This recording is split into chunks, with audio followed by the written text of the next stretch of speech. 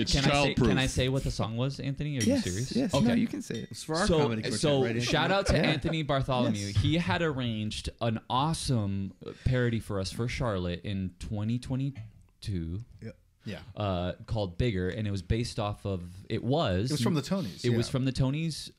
Neil Patrick Harris, the year that he had hosted the Tonys. Yeah. And it was such an awesome arrangement, but unfortunately, the timing of it just didn't work out. Right. Unfortunately. Which I'm glad.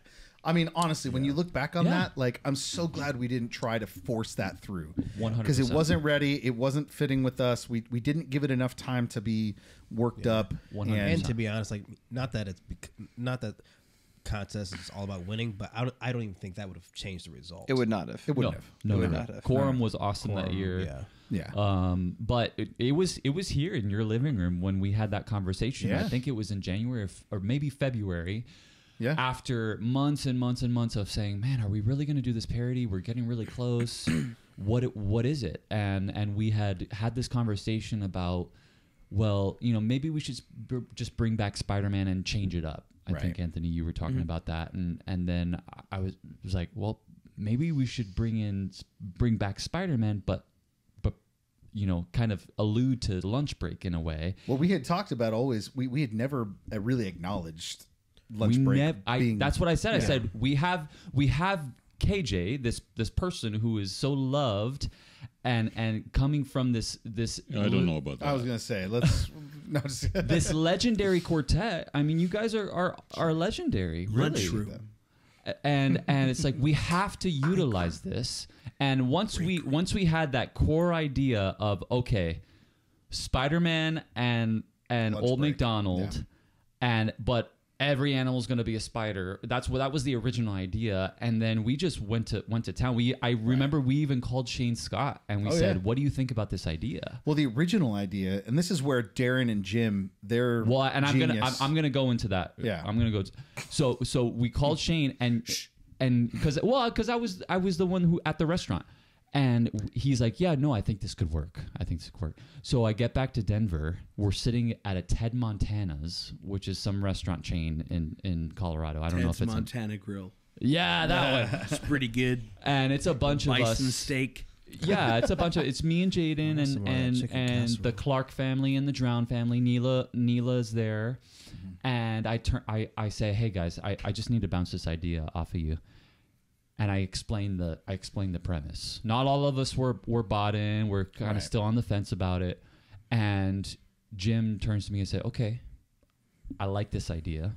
What if?" Well, because the original idea. I wanted KJ to be the buffoon. You were the buffoon. I was going to be the buffoon. I was going to try to get them like, come on, guys, do comedy with me. Like, I want to live my lunch break days again. And like, they were going to be the hesitant, like, I don't know. Yeah, we were like, oh, no, whatever. And Jim turned around and he flipped the script. Yeah. And he Genius. said, what if the three of you are the funny guys or trying to be funny guys, and KJ Is the straight man. the straight man? And I was like, huh. I remember looking at Neela and she was just like, Yeah. I gotta be yeah. honest, I hated it because I was like, I don't know if it's gonna work. Yeah. Like, Yeah, no, it's- I want to be us. it's and a you Hail are Mary. funny, and we're exactly. it's a Hail Mary. So I Then it was remember massaged and we scheduled a Zoom Yeah, call we Zoomed, with yeah. the quartet and with them too. And I pitched the idea, or I think maybe I pitched the idea to you guys before. Well, you called me one-on-one Yeah. and said, hey, this Jim and Darren are suggesting like we flip this whole thing around. And I was like, ooh, like, I don't know, man. Like, I was very certain about the idea that I had laid out, which was like Just bring back KJ Spider-Man. with KJ, just like he can do confetti, and then in the end he brings out his cannons, and like I was like, that's perfect because it's very real to us that all I KJ would be wanted- trying to do all this extra stuff, and we're like, dude. I was like, it'd be so funny.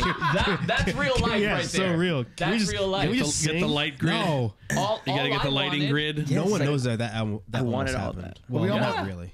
We were gonna do cannons for Spider-Man. cannons. I had prototypes built for these web cannons. That poor person who spent all that time. Shout out to you. I was gonna whoever buy. you are. We were gonna have a lighting. We were gonna bring out our own light light grid. show. Yep. To like do light changes during the scenes of Spider-Man. Like I had all this in my head for years. all I wanted was to make every animal a spider.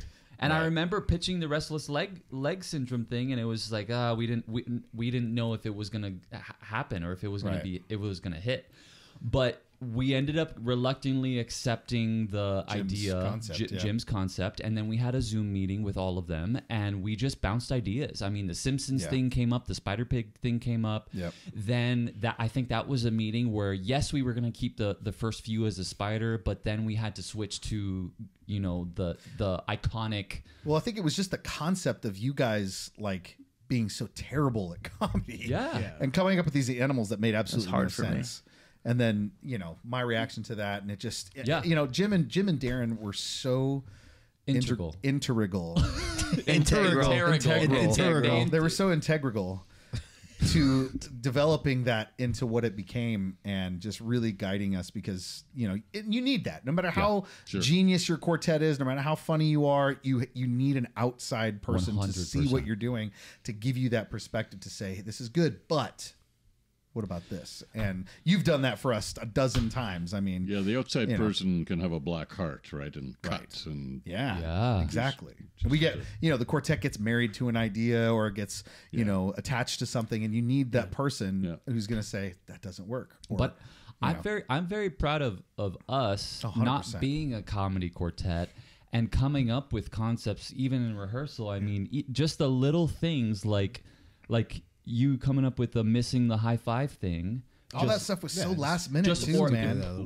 But it was organic. Yeah, it was organic. Exactly right. I think that might have even been me in that session when we were there in Denver. They did it once, and they missed, and I was like, "Oh, you got to keep it. That's you got to hilarious. miss. You got to miss." Dude, Anthony's comment when he says, "Man, I used to love watching that when I was a kid."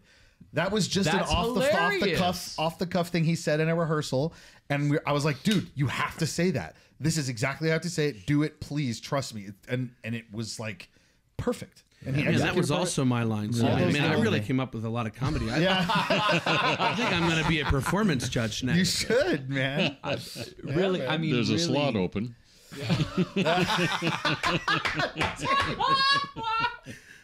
Oh my god! But truly, I mean, it's not just a political answer when we say it was a team effort. Oh, dude, it was everybody 100%. Played their part.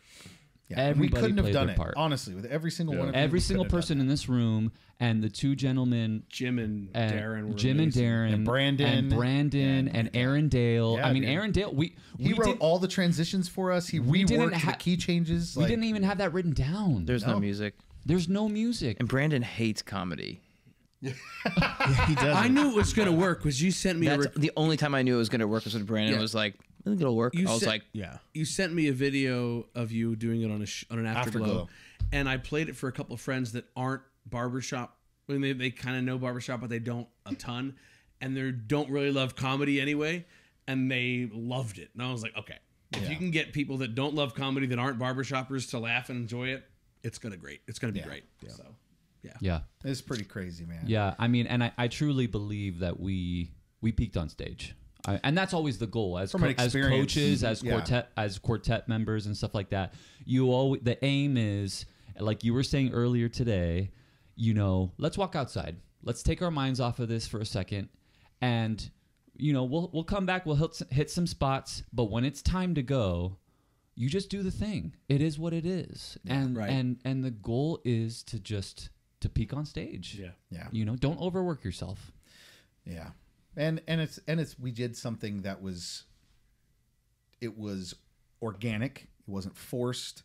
It was authentic, and it was something that I think because we didn't get 6, 8, 10 months to work it, we had literally 2 months. Live. It was live. There was electricity. It was spontaneous. Like none of us were as prepared as we would have liked to be, and that probably gave it that. You had to read the audience through the whole performance, right?